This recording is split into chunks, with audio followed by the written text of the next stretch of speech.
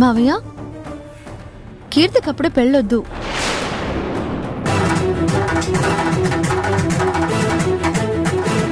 ఎందుకని పవిత్ర?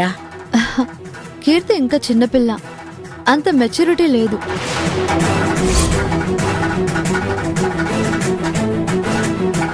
తన చుట్టూ ఉండేవాళ్ళు గ్రేట్, వాళ్ళు చెప్పిందే నిజమని నమ్మే మైండ్ సెట్ ఉంటుంది. ఇప్పుడు డిగ్రీ ఫైనల్ ఇయర్ చేస్తుంది కాబట్టి ఎగ్జామ్స్ కాగానే మన కంపెనీలో కొన్నాళ్ళు జాబ్ చేస్తే తనకి మనుషుల మనస్తత్వాలు, వ్యక్తిత్వాలు అర్థమవుతాయి. ఎవరు ఎలాంటి వాళ్ళు తెలుసుకోగలిగే అవగాహన వస్తుంది. జీవితం విలువ తెలుస్తుంది. అప్పుడు తనకి నచ్చినట్టు పెళ్లి చేస్తే బెటర్.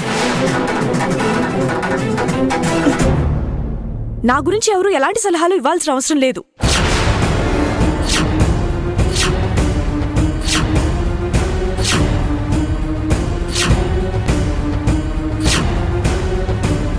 నా జీవితం నా ఇష్టం.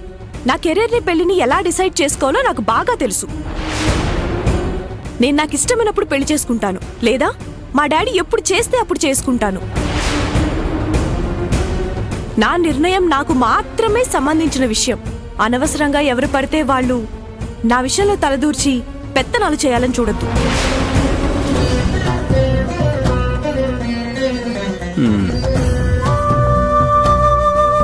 కీర్తి, నోరు లేస్తుందేంటి?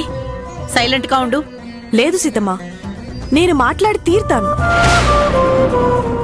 నేనిప్పుడు సైలెంట్ గా ఉంటే తర్వాత నేను ఏం చేసినా కొంతమంది అది తప్పు, ఇలా చేయకూడదని నీతులు చెప్తూనే ఉంటారు.